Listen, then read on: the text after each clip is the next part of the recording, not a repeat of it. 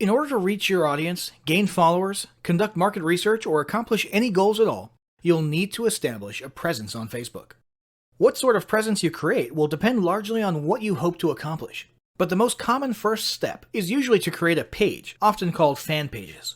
There are several types of pages to create. These include local business or place, company, organization, or institution, brand or product, artist, band, or public figure, entertainment, and cause or community. Pages are different from profiles for a few important reasons. Your profile is traditionally meant for connecting with friends and family and not for business. Your page, on the other hand, is geared towards raising brand awareness or promoting your business or cause. With pages, you can run paid advertisements, create special offers, analyze data and reports, gain likes and followers, and much more. Pages should be understood as a social avenue for you to build your relationships with prospects, customers, and clients. Finally, business pages are kept completely separate from your personal profile and bear no public connection to you unless you choose to reveal such a connection. Let's talk about building your pages. When you first start the page creation process, and you can simply go to facebook.com/pages/create, you'll be prompted to choose one of the page types listed above. This should be relatively obvious. There is some disagreement about whether online businesses should choose company/organization or brand/product. In most cases, for online businesses, it's the latter, but it entirely depends on your business. It won't make a huge difference in your page functionality though, so don't agonize over the decision too much. Once you've chosen a page type, you'll have a drop-down menu where you'll need to choose an industry or category. If you're unsure which category applies best, don't worry, you can change it later. Then you'll be asked to input a business or product name and hit submit. When you first arrive at your new page, it'll be a little barren, but Facebook has made it very easy to start fleshing it out.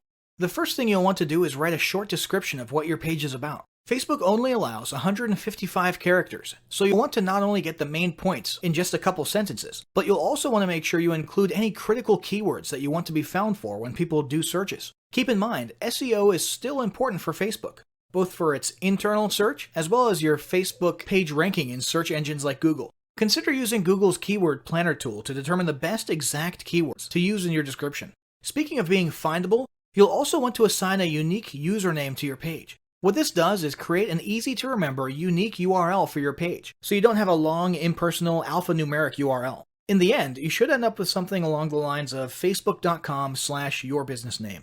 But this will be subject to availability, and you may have to use something slightly different from your actual business name if it's already taken. For example, if facebook.com/Tom's Tomato Shack is already taken, you might have to stick a number 2 at the end of it, or settle for Tom's Tomatoes or something. Don't worry about this too much. It's not like you're choosing an important domain name or trademark. It's purely meant to make it slightly easier for you to put your page URL on a business card, or to make links for your page look more friendly. Next, you'll want to add your website. From the options on the right-hand side of your page, click Add a Website and enter your main website address, or depending on your goal, a specific landing page URL. After that, it's a good idea to add a second admin to your page. Even if you're the sole owner and employee of your business, you should still do it. This way, if your page or profile gets hacked, and that does happen, or if you get locked out of your profile for any reason at all, you'll at least have someone else who can try to access the page and do what needs to be done. This is a security precaution, so it doesn't matter who it is, and they don't literally need to ever be an actual admin. Heck, this could be your grandma if you want. After that, you'll want to like your own page, so you'll now be following it via your personal profile, and you'll want to make sure you turn on notifications. Now you'll want to start visually completing your page. First, you'll want to add a square profile image. This can be an image of you or your logo, or whatever you want people to see associated with your brand. In addition to being visible on your page, this will also be the avatar image that accompanies your comments and activity on Facebook when you're posting or commenting as your business. Once that's done, you'll want to add a horizontal cover image. If you don't have a horizontal image to use for your cover, you can either create one yourself via a tool like Canva, or you can pay someone on Fiverr to make it for you. Next, go to Edit Your Page Info to adjust your page details. Here you can add categories, descriptions, contact info, location, legal disclaimers, and so on. Then, go to See All Information and see if there's anything else you want to add, such as awards, privacy policy, and so on. Finally, you'll want to add a call to action button to the top of your page. This CTA button can be for booking services, contacting you, purchasing or shopping, downloading something, or even a generic Learn More. After choosing one of these categories, you'll have a choice of more specific CTA wordings to select from. Once your page is ready and looking the way you want it, you'll have an opportunity to start inviting friends to like the page or to start posting content to the page timeline. Now let's talk about another type of presence: groups. One option for establishing a presence on Facebook is to create a group. A Facebook group can be either public or private. These groups can be an excellent way to interact with your audience, share content, encourage them to interact with each other, and even start building a tribe mentality among your followers. Although groups can eventually take on a life of their own once you've got enough members in there, conversing, posting, and answering and asking questions, early on it'll be important for you to have a content posting routine to keep things fresh and moving. It may also be a good idea to appoint a moderator/admin to handle things on the inside. Be prepared. Groups can easily turn into a second customer support channel, and can also be a place where people think it's okay to dump their complaints or criticisms of your brand. Be sure to keep an eye on things in there. Try to foster a positive vibes environment, and have yourself or moderators on hand to delete or censor any comments that might harm your brand, and make it clear to members whether or not it's okay to handle customer service issues inside the group. And for the record, it's totally up to you, and in fact, handling customer service in groups publicly is becoming a bit of a trend lately. There's plenty of pros and cons to that, we're not going to get into it here. If you choose to make your group a no customer support zone, just ensure you get that message across kindly and gently, and use patience when reminding individual members about it. Remember, your whole tribe can see you here, and they will judge you on how you treat members. Let's talk about creating a group. To create a group, go to your Groups page and click the green Create Group button. You'll first need to name your group. This can be your business name or a spin-off of your business name. For example, if your group is centered around providing special training or advice on using a product, you might call it Your Product Name plus the word Masters, Experts, or Ninjas at the end of it. Each group needs to start out with at least one member. So you can either add several members right there from the beginning, or you can just add yourself for the time being and move on. The final selection is your group's privacy status: closed, public, or secret. Secret means it's not even searchable or discoverable. You can change this setting later, so don't worry about it too much right now. After you hit submit, you'll need to choose an icon for your group. Just pick whatever seems most relevant. Once your group is created, you can start fleshing it out by adding a cover photo and description. The same guidance for business page descriptions above applies here more or less. Keep it short, clear, and include important keywords. As for the cover photo, make it horizontal and consider using Canva to create your image or hiring someone on Fiverr to make a nice image. Finally, there's the personal profile. It's true that Facebook has terms that prohibit using your personal profile for explicit business purposes. However, that does not prevent you from leveraging your personal profile in exactly the way social profiles were meant to be used: networking. Make it clear what it is you do and what services you provide. Make yourself findable via search. Join relevant groups. Contribute to discussions. Introduce yourself and rub elbows as much as possible. In this sense, your personal profile can be an incredible resource for marketing and potentially even more powerful than your business page. So, once you've established the sort of presence you've determined you need, you'll want to start posting content. After all, that's what this whole endeavor has been about, and it's what we'll cover in the next chapter.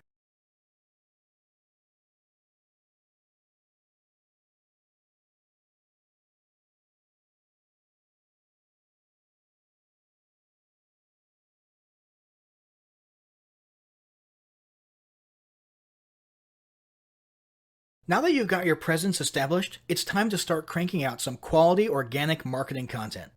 Let's look at some of the types of content you can create, curate, and leverage in your Facebook marketing. First, let's talk about basic posts. So much emphasis has been placed on visual media like photos, memes, and videos in recent years that many people have forgotten the power of good old-fashioned text. A basic textual post can accomplish a lot, and in fact, can actually stand out a lot in today's news feeds that are often filled with non-stop cliché viral images and videos. A standard textual post can be an excellent pattern interrupt in these cases. A textual post, whether it be from your personal profile, a business page, or a group, can be about anything you want. It might be a piece of content in and of itself, like an informative blog post. It could be a link back to some other content elsewhere, such as your blog or website or your YouTube channel. Other great ideas for content are questions, stories, and jokes. These can be great for boosting engagement and getting conversations started. A newer feature worth mentioning is the ability to make your textual posts appear as bold text on a large colored background. This is an awesome attention-grabbing feature that's definitely worth trying for short messages. There's only room for 2 or 3 sentences. Finally, a poll is a great way to boost engagement in your textual posts as well. Asking questions is already something that boosts engagement, and people love voting on things. So naturally, when you pair the two together, you're likely to get some great social traction. Here's a quick hint. For polls, always say something like, "Tell us why" in the comments below, so people can talk about their opinions and get some conversations and extra engagement going. Next up, there's image posts and memes. It's been almost a decade, and we're still seeing images of Boromir from Lord of the Rings looking at us in our news feeds and telling us about how one does not simply this or one does not simply that. Why? Because it gets people's attention, gets your point across, and usually still results in a few likes, shares, or comments. Whether it's Sean Bean as Boromir saying one does not simply run Facebook ads without using a tracking pixel, or the Dos Equis guy sipping on a beer and saying, I don't usually try to lose 5 pounds in 1 week, but when I do, I use high-intensity interval training. The fact is, memes work, in almost any niche. In fact, it's precisely their goofy and ironic application to unexpected niches that causes them to be so funny and get a rise out of people. So it's settled. If you can find a few minutes per week to make a funny meme for your niche, it's definitely worth your time. But it's not just about memes. Other types of images can be beneficial as well. If you're working an authority angle, try posting images of you on stage at events. If you're promoting a free report or a free digital offer, you can use an image of the e-cover itself or even a generic stock image that you can find on the cheap at Adobe Stock. Make sure the images are relevant to your offer and audience. So if you're targeting restaurant owners, a smiling business owner standing outside of their restaurant might work. If you're doing a weight loss product, a stock photo of a woman stretching or a man running might be the ticket. If you're selling physical products, use an image of the product itself or of a person using the product. And remember, these are organic posts, not paid ads. So you're not bound by some of Facebook's restrictions like the text-to-image space ratio, and so on. Although there still are some terms of service that apply to all content, so be sure you familiarize yourself with those. Next up, there's videos. The uncontested king of engaging content. This still hasn't changed. In fact, if anything, it's becoming even more of a norm than ever. If you're not using videos in your Facebook marketing, you're missing out big time. While it used to be common to use YouTube for hosting your videos and simply embed or link them on Facebook, in recent years, Facebook has started to beef up their own video hosting functionality. Today, Facebook is giving YouTube a run for its money, and many people are now beginning to lean towards Facebook as their primary video sharing venue. This is beneficial not only to Facebook, but also to marketers because Facebook has made its videos super engaging by making them autoplay with no sound while people are scrolling or swiping past them in their news feeds. This results in a ton of views and engagement. So, video content is a must. But what types of video content should you be incorporating into your marketing? There are several options. There's regular vlogs, talking head videos, selfie videos, screen capture videos, instructions, tutorials, tips and tricks, funny videos, motivational videos, animated explainer videos, short advertisement videos, inspirational videos, slideshow videos. The list goes on and on. Any way you're able to convey content or messages via videos is great. More recently, Facebook has introduced live streaming videos. You can literally host a live video feed or show and even invite others on for split-screen interviews and discussions from just about any device. All of these innovations in Facebook video sharing are helping to propel Facebook further into the video marketing spotlight, and it's not a trend you want to miss out on. Now let's talk about curated and repurposed content. Not all content needs to be created by you or your team from scratch. One very popular form of content marketing is content curation. This means finding existing content from someone else and simply resharing it yourself. This can be done simply by using the share button on Facebook to share other interesting or entertaining posts and add your own comment or commentary. Another way to curate content is to manually republish it. This can mean copying excerpts from someone else's blog, a news article, or a book, and so on. Just ensure you always attribute it to the author. For example, here's some great tips from the folks at such and such blog. And try to always put your own comments at the beginning or end and ask your audience what their thoughts are. This is a mutually beneficial form of content marketing because you're spreading the exposure of the other entity's brand, which they'll appreciate, while also posting content with almost no work required on your part. Another option for quick content publishing is to repurpose your existing content. Do you have ebooks, reports, or guides of your own? Why not take a chapter from one of your ebooks, tweak it at the beginning and the end, and publish it on Facebook? Heck, you could turn an ebook or report into a whole series of Facebook posts covering a whole week. Have a blog on your website with interesting articles and posts? Why not post a teaser or excerpt from each blog post, old or new, and a link to the post in question? Same goes for videos, podcasts, interviews, and so on. If you've been online long enough, there's a good chance you'll be able to repurpose a lot of your old content into Facebook posts. Now let's talk about boosting content. Although this guide is about organic content and not paid ads, it's worth mentioning that you can pay to give your organic content a little kickstart and increase the reach and exposure of it. You can do this by choosing any organic post of yours and clicking the Boost Post button. This will open a new screen where you essentially turn your post into a paid ad for a limited amount of time. You can set a budget, choose an audience, and many of the other settings you'd usually apply to creating a paid ad. This will get your post in front of many eyes that otherwise would not have seen it in their news feeds. Be advised, when you use this method, your post technically becomes a Facebook ad and will then be subject to Facebook ad guidelines that most organic content is not subject to. So if you have an image in your Facebook post and the image is almost completely text or has a very large text to image ratio, there's a pretty good chance it's not going to be a good fit as a boosted post. Now let's talk about content planning. Planning out your Facebook marketing strategy is super important. The last thing you want is for your Facebook presence to turn into one of those where you set up a page, post a few things, and then becomes lifeless for months at a time. This happens a lot. When people see this, you instantly lose credibility. And that's why it's important for your team to have a robust content posting schedule and strategy. Ideally, you should be posting something almost every day at least. However, this need not always be content designed from scratch. Instead, you can set aside 2 days of the week that are for original, created from scratch posts or videos, while all the other days in between only require a reshared post from elsewhere or a quick meme or image.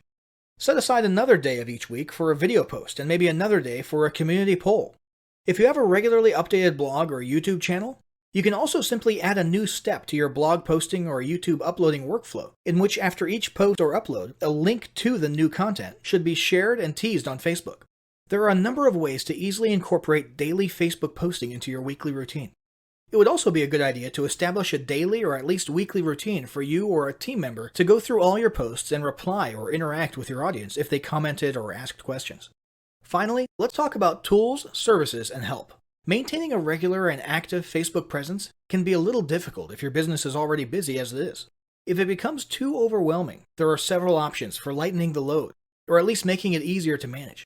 First off, there's tools like Hootsuite and OnlyWire that make social media posting, scheduling, and planning much easier. If you'd like to have your content created for you, there are a handful of paid third-party services out there that will literally create and post content for you on a daily basis. $99 Social would be one example of this. You'd simply fill out a profile of what type of content you want and what industry or niche you're in, and let them take care of the rest. Finally, it might be worth it to hire a new team member specifically to handle your social media marketing, or delegate the responsibility to an existing team member who has time available to do it. This individual would be in charge of posting, commenting, replying, moderating, and so on. So, Facebook marketing is clearly an incredibly valuable and arguably critical part of any online business today. As you've learned in this guide, it can be a lot easier to establish a Facebook marketing strategy and routine than you may have previously thought. But none of it will count for anything if you don't start applying what you've learned right away. To that end, start implementing the steps of the following battle plan today. Step 1. Establish your marketing goals. Step 2. Determine what type of presence best fits your goals and create it right away. Step 3. Draft up a plan with your team for daily content posting and delegate the responsibility to one person. Alternatively, if you're a lone wolf, consider using the above-mentioned tools or services to lighten the load.